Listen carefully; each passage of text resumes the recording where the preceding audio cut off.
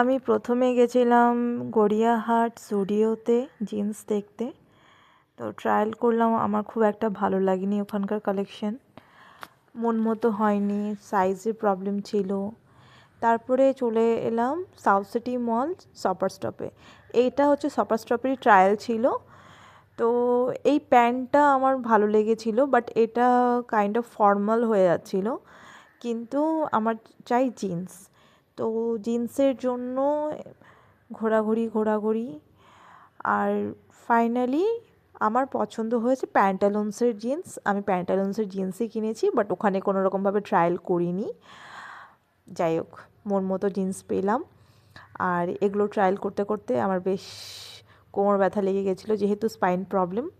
তো কোমর ব্যথায় আর থাকতে পারছিলাম না। যাই হোক, ফাইনালি ট্রাই করলাম। এই জিন্সটাও আমার ভালো লেগেছিলো, কিন্তু একটু টাইট হয়ে যাচ্ছিলো। টাইট বলতে একটু অন্য জায়গায় টাইট হচ্ছিলো, খুব একটা ভালো লাগছিলো না, বাট খুব সুন্দর জিন্সটা ছিল। যাই হোক, থ্যাংক ইউ সো মাচ।